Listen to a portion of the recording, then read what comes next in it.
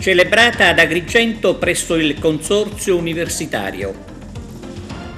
A Natale, iniziativa per ricordare Maria Concetta Principato. Diversi appuntamenti ad Agrigento per assegnare importanti riconoscimenti. La SEAP Aragona accanto all'iniziativa del club contro la violenza di genere. Calcio e volley nella pagina sportiva.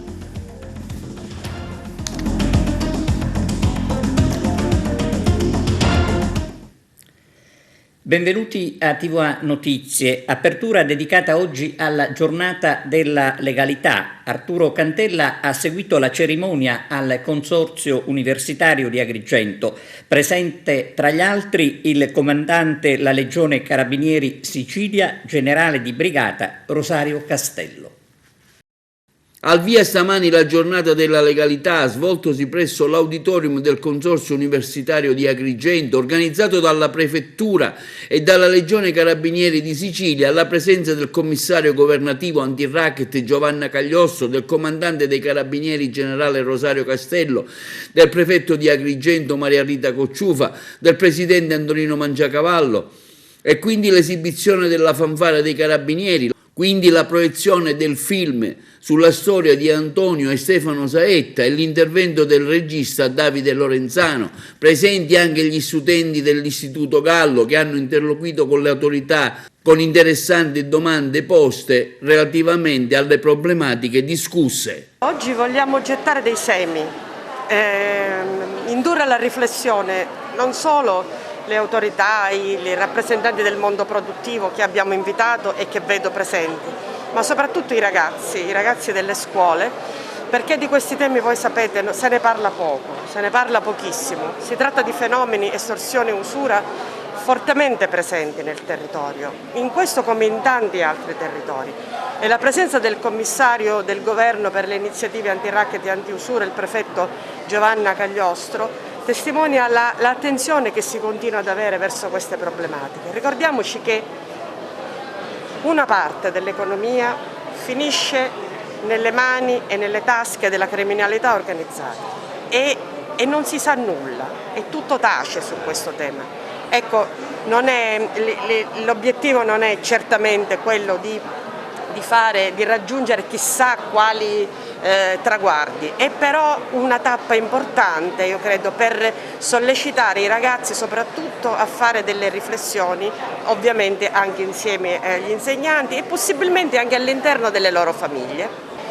Non ci sono associazioni antiracket, adesso si sta muovendo qualcosa in territorio di Canicattì con SOS Impresa, che è presente qui ed è presente anche la FAI. Speriamo che anche questi piccoli segnali possano piano piano andare, svilupparsi, creare una condivisione, perché vedete, quando un imprenditore decide di denunciare e rimane solo, non abbiamo risolto nulla. La denuncia di uno deve essere la denuncia di tutti e la denuncia di una comunità. Solo così si può avviare un percorso virtuoso e far sì che certe risorse, come dicevo prima, purtroppo non finiscano nelle tasche di chi in realtà non ci ha messo niente, non ha lavorato e svolge un'attività meramente parassitaria fondata sull'intimidazione. Arrivano istanze di richiesta allo sportello qui in prefettura? Pochissime. Noi abbiamo alcune pratiche anche abbastanza datate, ma molto complesse, quasi tutte diciamo che rischiano di evolversi in maniera negativa. C'è qualche pratica che stiamo trattando con molta attenzione, che abbiamo anche un po' ripreso. No, non ci sono. Facciamo un appello? Facciamo un appello alla denuncia, ma ripeto, non una denuncia di singoli, deve essere una denuncia di gruppi, di persone, di una collettività che deve veramente far sentirsi parte e stare insieme a chi prende questa decisione oggettivamente difficile e coraggiosa. È un messaggio che veicoliamo in tutto il territorio nazionale. Certo, al sud ha una valenza particolare perché le denunce sono poche e le istanze di accesso al fondo di rotazione sono ancora meno. Quindi oggi bisogna dire che lavorare per raggiungere questo obiettivo è prioritario.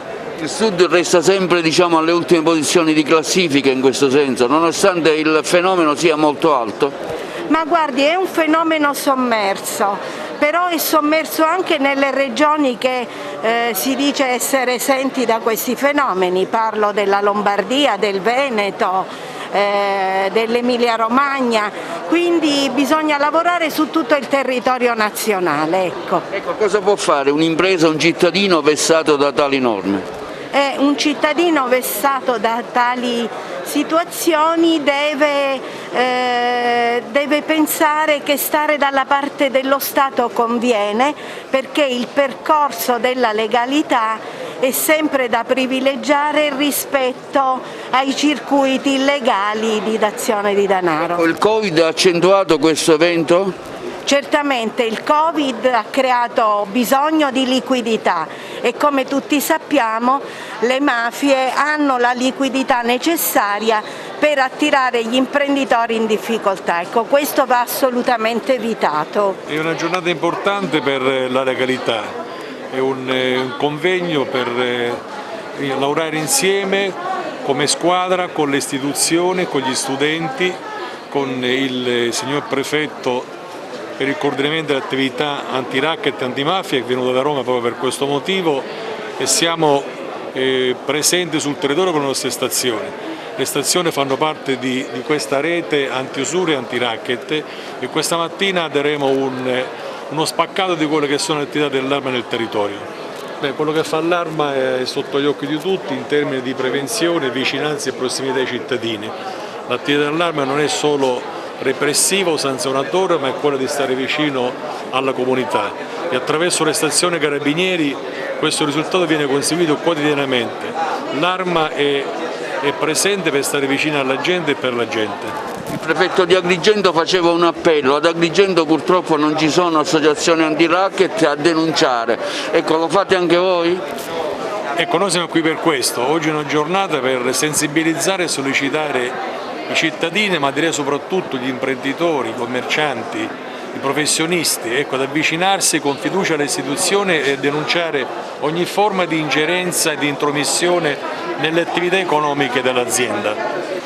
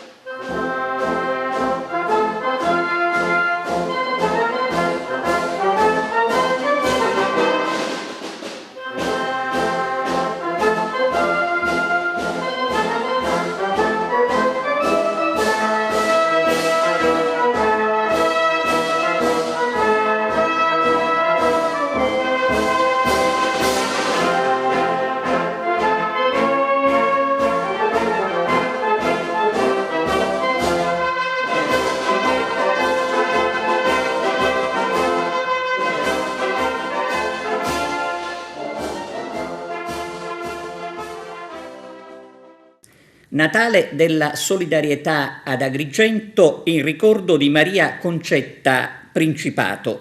Ascoltiamo il messaggio del figlio Alessandro Seminerio. Allora, veloce, Natale della solidarietà. Siamo giunti alla 6ª edizione di questa raccolta fondi promossa in ricordo di mia mamma Maria Concetta, scomparsa qualche anno fa. Insieme ai ragazzi dello Juventus Club Valle dei Templi e al team di Semen Food Agrigento, anche quest'anno mettiamo in moto la macchina della solidarietà e tutto il ricavato della raccolta benefica lo devolviamo interamente a 2 associazioni: i volontari di strada per l'acquisto di voucher spesa che serviranno ovviamente a, diciamo, dare un Natale più dignitoso alle persone in difficoltà, alla comunità agrigentina che è in difficoltà, e alla Lega Italiana contro il Dolore, all'associazione Onlus, che grazie al suo operato cercherà quanto più possibile di rendere ancora più accogliente il reparto hospice dell'ospedale San Giovanni di Dio di Agrigento. Donare è facilissimo, vi basterà collegarvi attraverso l'app o al sito internet di GoFundMe e l'app di donazioni. Potete fare la donazione che più vi aggrada. Lo scorso anno grandissimo successo, abbiamo raccolto più di 2000 euro, veramente veramente devastante, è stata bellissima, una grande maratona che ha avuto grande successo, quindi ci riproponiamo anche quest'anno di fare gli stessi numeri. La giornata conclusiva sarà la domenica 19 dicembre, intorno alle 11:30, all'ingresso dell'ospedale San Giovanni di Dio, e ci saranno i canti dei ragazzi del Quartet Folk che anche per quest'anno allieteranno un po' l'atmosfera che andremo a vivere. Che dire, donate quanto più possibile, fate girare questo messaggio, cerchiamo di fare qualche cosa di bello anche per questo Natale nella nostra splendida Agrigento. Ciao! La SEAP Aragona sostiene l'iniziativa del Soroptimist Orange the World. La SEAP, dice la presidente del Soroptimist Margherita Trupiano, contribuisce alla battaglia contro la violenza di genere. Così facendo la SEAP ha vinto e vinceremo anche noi la battaglia, conclude Margherita Trupiano. Vediamo il servizio.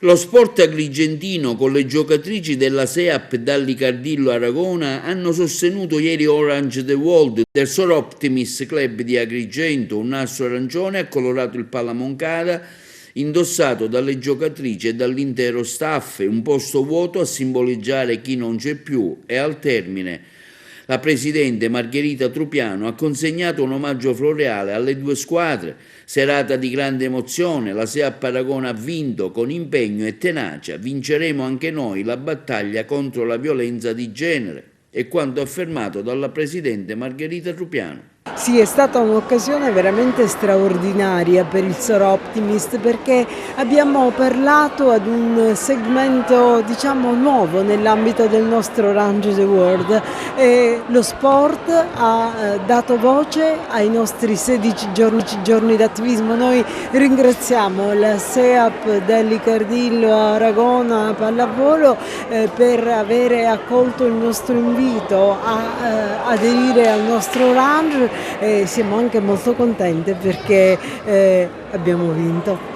Siamo ancora a metà strada, abbiamo portato Orange the World proprio fuori da Agrigento. Questa è stata una novità assoluta, abbiamo raccolto l'adesione di tantissimi sindaci, per cui il Soroptimist entra con questa voce che si leva contro la violenza sulle donne anche fuori dai normali canali, ma anche le scuole hanno dato grande adesione alle nostre iniziative. Insomma, non abbiamo ancora finito, chiuderemo il 10.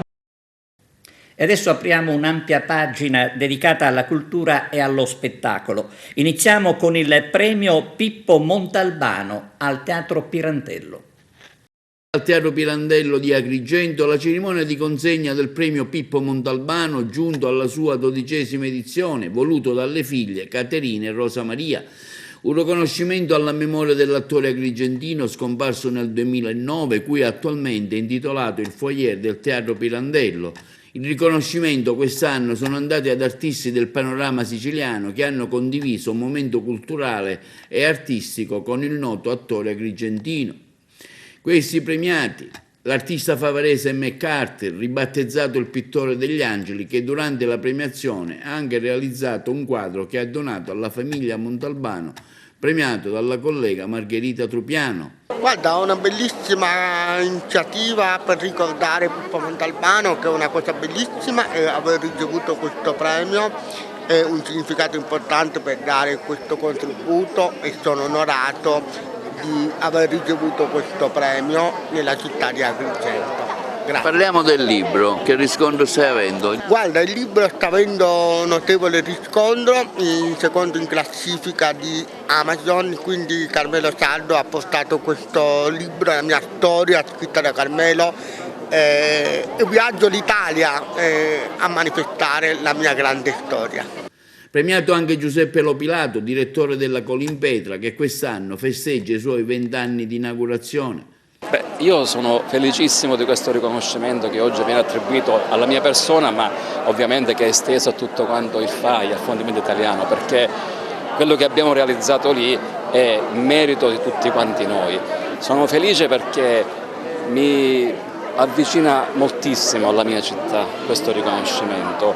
Io ho sempre avuto un rapporto anche a volte conflittuale, perché a volte non ci siamo capiti con i miei concittadini. Ho sempre sostenuto che la Valle dei Templi era la nostra risorsa straordinaria, era la nostra identità. Ecco, adesso finalmente questa città si rende conto di essere la città della Valle dei Templi.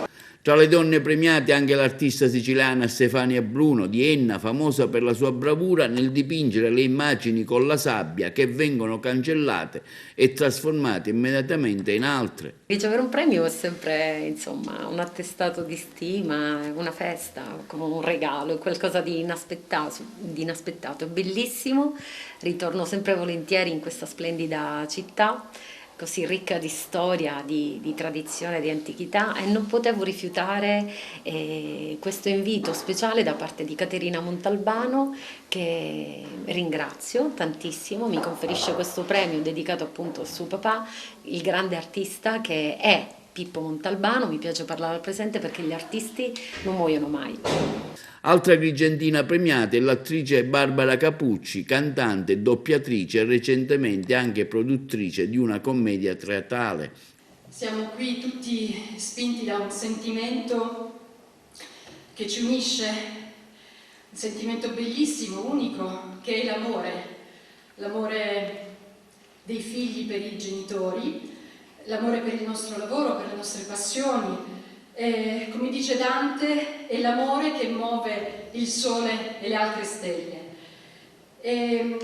L'amore illumina ogni cosa in questo periodo così triste, difficile, buio, quindi diciamo che l'amore è sempre una luce, una speranza, ed è per questo che io stasera ho pensato di dedicare un momento all'amore. Premiato anche Gaetano Savatteri, scrittore e saggista. Da una sua opera infatti ha avuto spunto la serie televisiva Macari, che si sta girando in questi giorni ad Agrigento. È un momento straordinario sia per la memoria di un attore importante, che nel suo nome tantissimi attori agrigentini, siciliani, penso che si possono riconoscere e si possono essere anche orgogliosi di appartenere a questa tradizione che naturalmente è un modo di raccontare la Sicilia, un modo fatto con la recitazione, ma fatto anche come faccio io con i libri, o fatto come per molti registi, moltissimi con il cinema, con la televisione. Insomma, la possibilità di raccontare una terra bellissima e difficilissima in mille modi diversi. Quindi in tema di fiction televisiva premiato anche l'attore Claudio Gioè, protagonista della fiction Macari, che ha condiviso con Pippo Montalbano anche momenti di lavoro nel film I 100 passi e la meglio gioventù. Sì, si chiama Macari, la fiction, è un bellissimo momento, poi qui ad Agrigento abbiamo avuto un'accoglienza straordinaria, un grande affetto del pubblico e speriamo che possano gradire anche le nuove puntate e soprattutto l'episodio girato alla Valle dei Templi, al Giardino della Colimpetra, che porterà un po' di visibilità, anche se non ne avete bisogno, ma insomma fa sempre piacere vedere le bellezze di Agrigento in prima serata Rai 1. Si aspettava questo successo della fiction della scorsa edizione? No, ci ha sorpreso un po' tutti e siamo rimasti veramente contenti e ringraziamo veramente l'affetto col quale insomma, ci ha accolto il pubblico. Un premio speciale è stato assegnato alla influencer candidata donna dell'anno Nadia Nauricella, originaria di Racalmuto, che nonostante la sua disabilità è nata senza gambe e braccia. Rappresenta una forza della natura, un esempio di guida per i tanti giovani. Applauditissima dal pubblico presente in sala, Nadia è stata premiata dal sindaco di Agrigento, Franco Miccichè. È molto importante, sono molto emozionata di riceverlo, mi fa capire che tutto il mio lavoro di divulgazione, soprattutto di sensibilizzazione in campo disabilità sta dando i suoi frutti. So che abbiamo ancora tanta strada da fare, ma sono già felicissima così. Un riconoscimento è stato dato anche in memoria dell'attrice agrigentina scomparsa Giusy Carreca e la scrittrice impegnata nel sociale Ester Rizzo. Ha sognato che lo scorso anno per motivi familiari non l'ha potuto ritirare. Presente anche alla serata l'artista della serie Macari, che ha lavorato con Montalbano, Domenico Centamore, che insieme al cast è salito sul palco del teatro, con il regista presente Michele Soavi ed Ester Pantano, meglio Suleima. Tra i premiati anche l'attore Tuccio Musumeci, presente con un videomessaggio, attore anche della fiction. A ritirare il premio è stato Filippo Luna. Tra le esibizioni anche quella della Casa del Musical di Marco Savatteri, che si sono esibiti in una performance di Camicette bianche scritta da Ester Rizzo con la presenza del maestro Edoardo Savatteri, conduttori della serata Davide Sardo e Martina Di Fonte.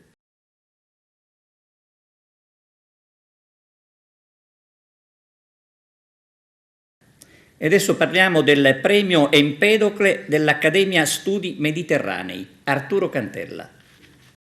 Dopo la tavola rotonda su Dante il Giusto e la deposizione delle stele in memoria di chi ha pagato con la sua vita l'impegno dei giusti alla Valle dei Templi, è stata la volta dell'assegnazione dei premi Empedocle. Consegnati al Palazzo dei Filippini, la cerimonia è stata presieduta da Monsignor Enrico Dal Covolo, presidente dell'Accademia Studi Mediterranei. Quindi a seguire gli interventi della Presidente dell'Accademia, professoressa Assuntina Gallo Afflitto, e il saluto istituzionale dell'assessore Roberto Lagalla. Ma credo che l'Accademia degli Studi Mediterranei prosegua un percorso culturale avviato molto tempo fa, che naturalmente ha trovato nella dedicazione ai giusti dell'umanità un ulteriore e forte raccordo con la storia recente e non recente delle comunità. È un percorso non solo culturale, quello dell'Accademia, ma vorrei dire un percorso umano, un percorso di fede, un percorso di verità, che nell'epoca della pandemia torna ad accendere la fiamma del dialogo interreligioso, dell'armonia tra i popoli, del superamento dei conflitti. Quindi un contributo importante, un messaggio importante che nasce da Agrigento, dibattito e confronto al quale mi piace portare questa sera il saluto e l'apprezzamento del governo regionale. Questi premiati: il cardinale Lopez Romero, il professor Massimo Midiri, il professore Carlo Ossola, l'onorevole Caterina Chinnici, il giornalista Antonio Ferrari, destinatari del premio Empedocle Scienze Umane assegnato dall'Accademia Studi Mediterranei, giunto alla sua 27esima edizione. Un riconoscimento speciale è andato a Zacla Seddichi, vedovo Attanasio, diplomato ucciso in Congo. Sì, certamente l'Accademia si inquadra in un contesto culturale che non è solo di Agrigento, ma di tutta la Sicilia e probabilmente anche a livello nazionale. Ha una storia più che decennale ed ha sempre manifestato la capacità di anticipare anche i tempi, sia in chiave etica che in chiave sociale. Allora, per me è già un onore essere qui oggi tra tutti questi persone premiati che sono un grande valore per la nostra società, quindi è un grande onore. Beh, è una grande emozione e un grande onore al tempo stesso, un grande onore perché si tratta di un premio prestigioso, un premio particolarmente significativo e poi una grande emozione perché in realtà il premio lo ricevo io, ma è dedicato a mio padre, perché il mio percorso di vita, il mio impegno di magistrato prima e al Parlamento europeo adesso, ecco, derivano, sono l'effetto di quello che è stato l'insegnamento di mio padre, un insegnamento fatto di valori che mi ha trasmesso e di modello che mio padre è stato come magistrato e come uomo, quindi una grande emozione e un grande onore. Eminenza Reverendissima, Eccellenze, illustri premiati, autorità civili e militari, signore e signori.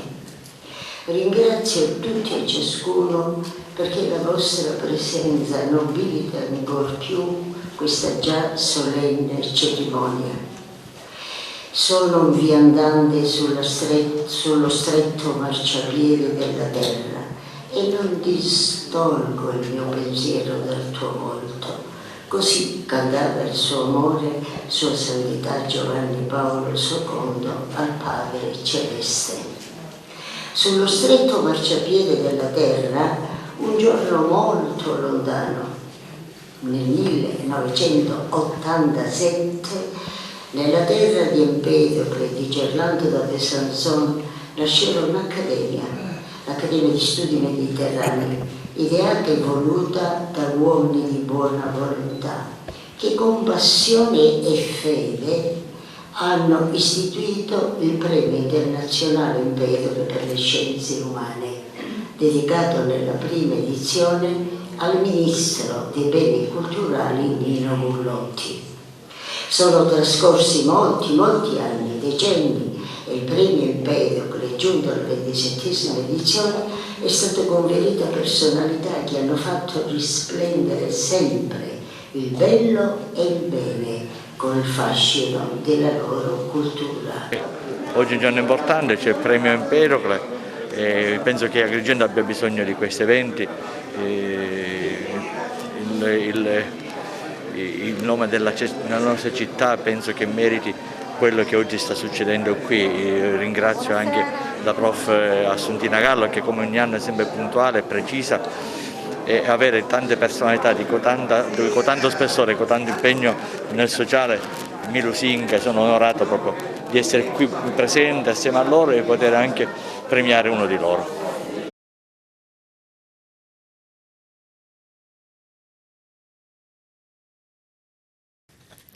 Il giallo rimane, anche se la questura di Genova escluderebbe l'omicidio. Parliamo della scomparsa di Salvatore Di Ganci, il boss di Sciacca, morto dopo che era stato costretto a scendere dal treno in quanto sprovvisto di Green Pass.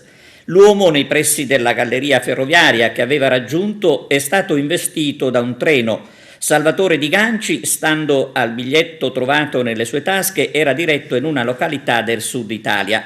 Per la polizia, come detto, la scomparsa del boss sarebbe legata ad una disgrazia.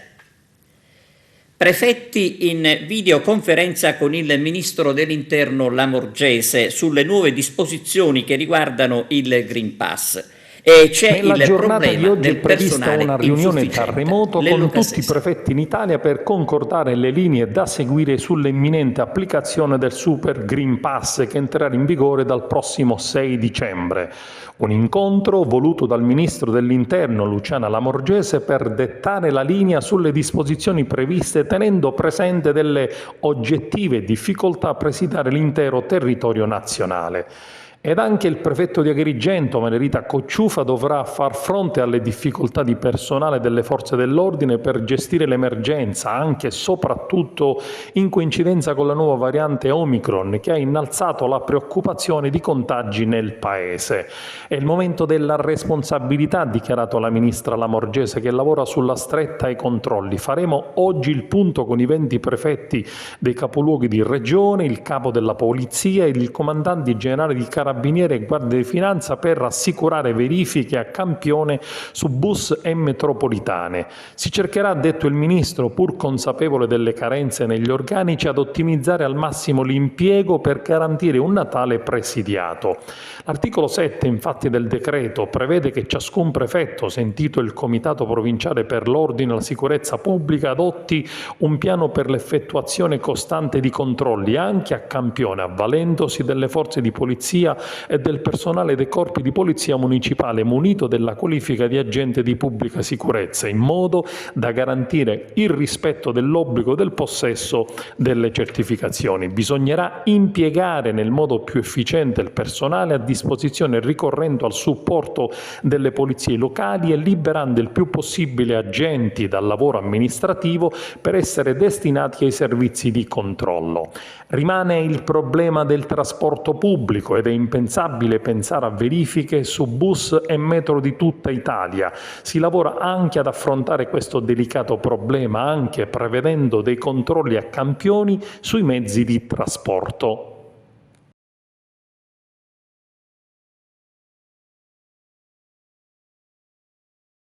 Tonnellate di materiale finiscono in mare attraverso il fiume Naro. Con le recenti mareggiate e le piogge incessanti che in questi Vediamo. giorni stanno flagellando il nostro territorio, sono state tonnellate i rifiuti che il maltempo ha trasformato in mare attraverso il fiume Naro, tonnellate di materiale. Ci sono grandi quantità di canne sradicate dai bordi del fiume, dalla piena, ma purtroppo ci sono pure centinaia di bidoni, sacchetti di spazzatura, tubi per l'irrigazione e tantissima plastica e molti detriti che in parte le mareggiate riporteranno a riva, in altra parte tale materiale resterà in mare e verrà frantumato e trasformato nelle tante temute microplastiche che verranno ingerite dai pesci ed entreranno nella nostra catena alimentare o peggio ancora porteranno alla morte di tanti animali che vivono in mare. Presto quindi, afferma Mariamico attraverso questo video, sarà necessaria una grossa attività ambientalista in loco per eliminare le plastiche spiaggiate.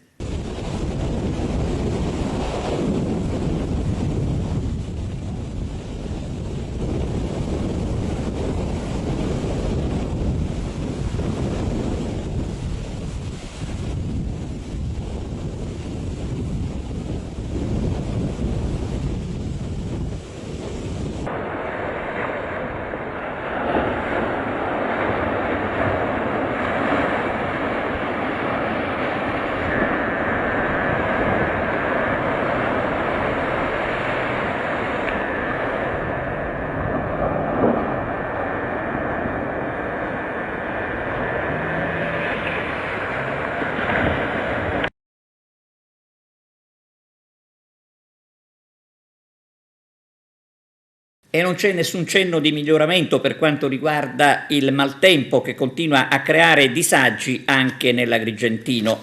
Per oggi è allerta gialla, come comunica la Protezione Civile regionale, con venti di burrasca e precipitazioni sparse. Il maltempo purtroppo sta mettendo a repentaglio la sicurezza dei cittadini a causa delle strade non ancora ripulite dal fango e dai detriti. È tutta Agrigento a risentire del mancato ripristino della normalità.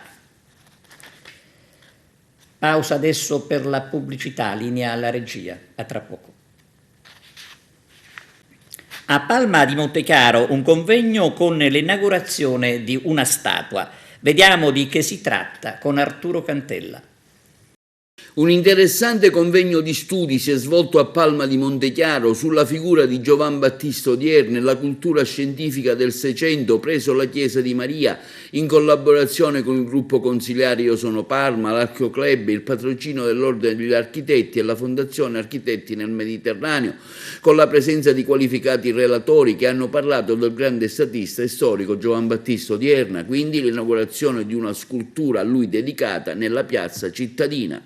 Oggi è una giornata storica, abbiamo reso omaggio non solo a uno dei grandi figli di Palma, che è figlio di Palma e figlio di Ragusa perché è di origini ragusane, ma a colui che ha di fatti posto le condizioni, addirittura trovato la data e il momento esatto della nostra fondazione, colui che ha immaginato Palma insieme al Duca Santo Terrasanta, colui che l'ha progettata così per come lui l'aveva desiderata, con i ritmi liturgici quasi a dire, come una nuova Gerusalemme. Per noi oggi è un momento unico, fantastico, che porteremo sempre nel nostro cuore, perché è un momento storico che abbiamo reso omaggio a uno dei più grandi figli di questa terra. Ringrazio il gruppo Io Sono Palma, Angela Rinollo, Alfonso Di Vincenzo, Peppe Todaro e Marilena Vaccaro, perché questa iniziativa faceva parte di quel dossier di candidatura per Palma Capitale ed è una di quelle tante attività che veramente ci hanno consentito di, come dicevo poc'anzi, di squarciare il cielo e vederci quando Palma può essere bella e come può essere raccontata. Grazie all'Archeoclub per il suo preziosissimo sostegno, grazie a Vincenzo Greco, artista locale ma di fama internazionale, grazie a tutte le maestranze davanti agli uffici comunali per aver reso unica e indimenticabile questa giornata. Sì, Giambattista Odierna è originario di Ragusa, a un certo punto della sua vita si trasferì qui in questa terra e contribuì alla sua fondazione e quindi c'è molto che ci accomuna. Abbiamo visto che personaggio importante è stato per la cultura mondiale nel settore dell'astronomia, dell'astrologia, una persona che ha lasciato un segno importante, quindi qualcosa che accomuna queste due comunità, Ragusa e Palma di Montechiaro, e quindi è doveroso per me essere qui oggi, che sia anche un viatico per continuare a proseguire un rapporto di collaborazione e di unione tra queste terre che hanno tanto in comune. Questa sera stiamo celebrando un fatto storico, perché grazie alla sinergia tra l'amministrazione comunale e i soci dell'Archeoclub di Palma e il gruppo di lavoro Io Sono Palma si è potuto concretizzare un momento di approfondimento culturale su una delle figure più significative del Seicento siciliano, della cultura scientifica. Un eclettico ricercatore, scienziato, architetto, astronomo e astrologo che ha indagato diversi settori scientifici, dalla zoologia alla natura, astronomia, come dicevo, architettura, e che ha svolto un ruolo fondamentale nella fondazione di Palma. Oggi questo convegno, che è propedeutico e legato alla inaugurazione della posa della statua voluta dall'amministrazione comunale, vede l'intervento di studiosi e relatori d'eccellenza che indagano e che relazionano, curano aspetti diversi della figura di Odierna, il suo impegno da angolature diverse e sfaccettature differenti di questo suo impegno nella cultura scientifica del suo tempo, che ha lasciato un'eredità immensa e che oggi merita di essere ripresa e riportata alle nuove generazioni. Per ora abbiamo un bel rapporto di collaborazione con il sindaco di Palma. Questa collaborazione si concretizza in un progetto che è rendere bella la Palma di Montechiaro, la città, e la bellezza è una cosa molto soggettiva. Noi stiamo cercando di creare qualcosa di meraviglioso che possa restare in eterno. I soggetti che stiamo utilizzando sono i soggetti che hanno costruito Parma, che hanno dato le origini a questa città. In questo caso Giambattista Odierna è stato l'artefice di questo bel progetto che è Palma di Montechiaro. Il tutto lo si evince all'interno del cartiglio, perché poi abbiamo noi studiato e ripreso lo stesso cartiglio o le stesse cose che erano scritte nel suo trattato, e il suo trattato coincide anche con questo grande planetario, perché lui oltre a essere un architetto era anche un arciprete ed era anche un astronomo. Allora, il gruppo di lavoro ha pianificato questo evento nell'ambito degli eventi della memoria. È un cluster di attività che è finalizzato al recupero della memoria storica e a rinsaldare il rapporto tra i palmesi e i nostri illustri antenati. Quindi la messa in posa di questa statua, come anche il convegno, è il continuum degli eventi che saranno programmati proprio per raggiungere questo scopo. Giornata della colletta alimentare celebrata anche in provincia di Agrigento. Lello Casesa. Celebrata ieri la giornata alimentare in tutta Italia, che ha visto impegnati migliaia e migliaia di volontari. La giornata nazionale della colletta alimentare, promossa dalla Fondazione Banco Alimentare, ha compiuto quest'anno 25 anni. Testimonial nazionale dell'iniziativa è stato Giorgio Chiellini, che ha deciso di sostenere Banco Alimentare con uno spot appellandosi alla generosità degli italiani che hanno offerto un aiuto reale e prezioso alle tante persone in povertà alimentare. Sono stati 11.000 supermercati aderenti all'iniziativa, con 145.000 volontari distanziati e muniti di Green Pass, che hanno invitato la popolazione a comprare prodotti a lunga conservazione, da omogenizzati alla frutta, tonno, carne scatola, olio, legumi e pelati. Anche in provincia di Agrigento numerosi volontari del Club Leo e del Lions hanno partecipato alla giornata di solidarietà, raccogliendo prodotti offerti dalla generosità degli agrigentini, dimostrati sempre sensibili disponibili a tali iniziative solidali. La colletta alimentare indetta da Papa Francesco è stata resa possibile grazie alla collaborazione con l'Esercito, con l'Associazione degli Alpini e naturalmente dei tanti volontari del Club Service come Salvatore Malluzzo ed altri, presidente del club di Agrigento, che abbiamo sentito in questa intervista.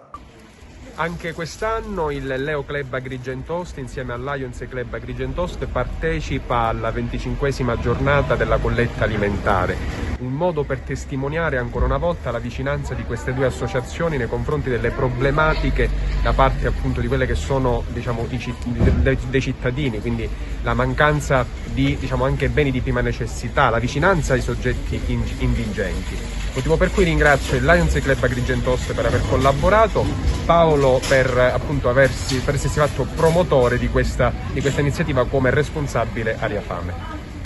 Il Lions Club Agrigentost ha accettato l'invito da parte del Banco Alimentare a collaborare in questa giornata insieme al Leo Club Agrigentost per la colletta alimentare. Siamo presenti in diversi supermercati della città di Agrigento per raccogliere alimenti e beni di prima necessità da poter donare alle persone bisognose. Si aggiunge agli altri servizi che stiamo portando avanti sempre insieme al Leo Club e rivolte alle persone che ne hanno bisogno. Siamo giunti alla pagina sportiva. Per il calcio un servizio di Carmelo Lentini sulla vittoria dell'Acragas a Mazzara del Vallo con i risultati della domenica e poi una panoramica sui campionati minori. Mazzarese Acragas era stata definita la partita della verità sia per l'una che per l'altra squadra. La compagine mazzarese proveniva da una scottante sconfitta patita a Partanna Montello con la Parmonval e mal digerita dallo stesso clan giallorosso, mentre per i giganti si trattava di verificare se quanto di buono visto con i Canicattì e culminata con una vittoria era o meno fuoco di paglia. Alta dunque la posta in palio e il primo tempo conferma la strategia tattica di entrambi gli schieramenti che badano prima a non prenderle e poi cercare di darle, come si suol dire, in cergo. Più vicino al vantaggio la compagine dei Templi che fallisce una ghiotta occasione con la Vardera che spara sul portiere ma sulla ribattuta di Silvano con un tiro destinato in fondo al sacco colpisce il capo del terzino Cicala che salva la propria rete. Ed è proprio sul risultato di parità 0-0 che terminano i primi 45 minuti di gioco. Al ritorno in campo l'Acragas si mostra subito voglioso di conquistare l'intera posta in palio e al 63esimo con Tuniz, il difensore bomber, passa in vantaggio. La partita diventa più fisica, ma i ragazzi di Franco Anastasi, oggi in tribuna per squalifica, reggono abbastanza bene. L'Acragas colpisce anche un palo e la vittoria alla fine risulta meritatissima, anche perché la Mazzarese non è stato mai pericoloso e solo in una circostanza ha impegnato il portiere Di Carlo su calcio di punizione. Con questi 3 punti la compagine dei Templi mantiene la vetta della classifica. Adesso si ritornerà in campo mercoledì prossimo 1 dicembre sul campo del Marineo per la Coppa Italia. E poi ci saranno 2 partite di campionato consecutive con Parmonval e Profavara. Comunque è stata una giornata interlocutoria e che ha visto le squadre di testa mantenere le posizioni alte della graduatoria. Non si è disputata la sola gara Canicattien per Covid, poi l'impresa l'ha compiuta proprio l'Acragas, che è riuscita a passare con la Mazzarese grazie alla rete del terzino goleador Tunez. È ritornato a vincere il Casteltermini grazie alle segnature di Agnello, Silla e Buccieri, seguita a ruota dal Mazzara che ha espugnato il campo del Monreale. Anche il Profavara, pur soffrendo, ha superato l'ostico e gridoso Parmonval con una rete di Passegue. Importante affermazione esterna del Marineo, prossimo avversario in Coppa dell'Acragas mercoledì prossimo.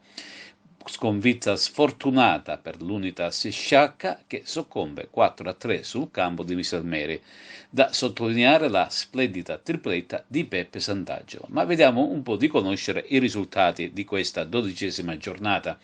Casteltermini batte Marsala 3-0, a Monreale è passato in Mazzara 1-0, Profavara Parmonval 1-0, a Castellammare il Marineo si è imposto per 2-0, l'Acragas ha vinto a Mazzara con la Mazzarese 1-0, Misilmeri Sciacca 4-3, Cus Palermo Nissa 0-2 giocata sabato e infine Canicattì Iena è stata rinviata per Covid. Mister, un'analisi di questa partita? Io penso che abbiamo fatto una gara sia l'Agragas che la Mazzarese, una delle partite più belle che abbia visto fino adesso, anche perché anche per merito della Mazzarese che si è giocata la partita a viso aperto, soprattutto il secondo tempo, perché il primo tempo penso che l'Agragas ha fatto qualcosa in più rispetto alla Mazzarese, il secondo tempo è stato più equilibrato, la differenza l'ha fatta semplicemente che noi abbiamo fatto gol e loro hanno avuto quelle due palle dove le hanno fallite, però c'è anche da dire che nel primo tempo abbiamo avuto due palle importanti, quindi si equivalgono, diciamo così, gli errori, però non per frase fatta e non per parole già dette, secondo me la Mazzarese è una delle squadre più forti che ho incontrato fino adesso. Si torna a vincere in trasferta, che valore ha questa vittoria, questi 3 punti? No, ma tu già sai, Davide, che per me le partite sono tutte quante uguali. Noi da tanto tempo che mi dicevate che c'erano queste 3 partite, questo filotto di partite dove davano qualcosa di importante. Io penso che ancora oggi siamo tutti quanti lì, anche chi ha 20 punti, ancora ci sono 6 punti, ci sono 15-16 gare da giocare, anche di più. Oggi essere contenti per il risultato sì, oggi essere soddisfatti per il risultato sì, ma oggi se noi pensiamo che abbiamo vinto il campionato vuol dire che non si è capito niente. Adesso la Coppa Italia, mercoledì contro il Marineo in trasferta, poi la Parmonval all'Esseneto. Partita per partita, noi mercoledì abbiamo il Marineo. Io dico sempre che le partite anche il giovedì non si possono pensare di giocare tanto per giocare. Abbiamo una rosa ampia, una rosa dove si equivalgono i giocatori. La partita contro il Marineo deve essere una partita vera, perché se io mi accorgo o mi accorgessi che qualcuno si tira fuori per la partita di Coppa Italia, per me è un giocatore finito per l'Agragas. Direttore, una vittoria fondamentale per l'Agragas che torna nuovamente in vetta al campionato. Sì, come avevo detto nell'intervista di ieri, sapevo già di affrontare una delle migliori squadre del torneo, oggi ne sono ancora più convinto, devo fare i complimenti alla Mazzarese, perché è una squadra che oltre ad avere degli ottimi calciatori cerca di esprimere un buon calcio. Devo dire che abbiamo incontrato una somma, le ho viste tutte e la Mazzarese mi ha impressionato più di tutte le altre. Che Agragas è stata oggi? È una Agragas combattiva, cattiva e convinta di portare i 3 punti a casa. Penso che il risultato non faccia una grinza, anche se abbiamo sofferto gli ultimi 10 minuti, ma come è giusto che sia, perché la Mazzarese si è buttata in avanti, si è messa con 4 punte e hanno creato una palla gol, però diciamo che oggi la squadra ci ha soddisfatto e penso di aver meritato la vittoria. Gara ricca di reti e agganci dove era di scena di Raffadali, stiamo parlando del campionato di promozione Girone A. La compagine di casa, attuale capolista del girone, si è imposta con il risultato di 6-4. Nulla da fare dunque per i ragazzi di Angelo Mercante che hanno lottato a testa alta contro la prima della classe. Non era facile segnare contro una delle difese più forti del torneo, eppure le 4 segnature portano la firma di Priolo, Doppietta, Polito e Bamba. Brutta sconfitta interna anche per il Camarat che soccombe con il Lascari Cefalù per 1-3. E domenica prossima, 5 dicembre, al Comunale di Raffadali sarà proprio derby, Raffadali-Camarat, in una gara fratricida che assegna punti pesanti. È stata una brutta domenica per tutte le agrigentine del girone B di prima categoria. L'Empedoclina ha perso il confronto interno del Collura con il capolista Aspra per 1-2. Una doppietta del palermitano Vitrano regala 3 punti preziosi agli ospiti, mentre il gol della bandiera granata è stata siglata da Daniele. Cede sul campo del Bagheria l'Atletico Favara, conclusione di una gara sofferta. A decidere l'incontro una doppietta del bagherese biancorosso e una rete di Gargano, mentre l'unica segnatura favarese porta la firma di Principato. Il Ravanusa si ferma a Sommatino, ma per impraticabilità del campo, mentre il Gemini di Renato Maggio perde il confronto con il Don Bosco Mussomeli per 3-1. Nel campionato di seconda categoria Girone B, il capolista Campobello impatta sul campo del Marianopoli per 2-2, gara molto combattuta ed equilibrata, che ha registrato le reti nissene segnate da Baglio e Dorbult, mentre per la compagine agrigentina le reti sono state segnate da Ilardo e Tiranno. Buon pari per il Muxar, che segna con Castronovo la rete che vale un punto in classifica. Sconfitta invece per il Virtus Favara sul campo del Vallelunga per 2-0. In classifica generale veleggia con un punto di vantaggio il Riesi. Su Riesi il Campobello, mentre le altre agrigentine rimangono attardate a metà classifica. Nel girone A invece continua la scia positiva dell'Alessandria La Rocca, che spugna per 0-2 il rettangolo di gioco del Primavera Marsala. Da questa sera la compagine alessandrina si ritrova in vetta alla classifica solitaria, anche grazie alla contemporanea sconfitta subita dalla Margheritese sul campo del Regina Mundi. Entrambe le reti della vittoria dell'Alessandria La Rocca sono state segnate da Greco Ferlisi. E adesso il volley, vittoria della SEAP Aragona. Ci sono le interviste. Coach Stefano Micoli, finalmente è arrivata la prima vittoria casalinga della stagione, un po' di sofferenza ma la vittoria è meritata. C'è stata molta sofferenza, la partita in gioco era alta, quindi la posta in gioco era alta, quindi è stata una partita difficile anche dal punto di vista emotivo. E la vittoria è proprio esclusivamente dedicata alle ragazze, sono proprio felice per loro. Che valore ha questa vittoria? Ma solo chi vede i sacrifici che facciamo in questo percorso difficile può capire, quindi ripeto che sono molto contento per loro, che abbiamo una boccata d'ossigeno e un po' più di consapevolezza sui nostri mezzi. Parliamo della partita, cosa ha fatto la differenza questa sera? Ma diciamo che tra alti e bassi abbiamo subito magari come al solito l'aver fatto gli errori gratuiti.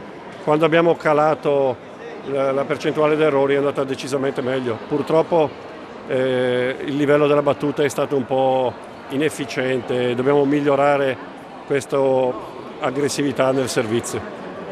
Diciamo che è stata una partita molto equilibrata, anche vedendo i numeri in attacco abbiamo fatto le stesse identiche cose, noi siamo andati un po' meglio a muro. Loro hanno battuto un po' meglio, hanno fatto qualche ace in più, però la differenza l'ha fatta la prima parte della partita, dove noi abbiamo faticato tanto a scioglierci, a prendere ritmo, anche per merito loro sicuramente, che ci hanno messo in difficoltà in tante cose.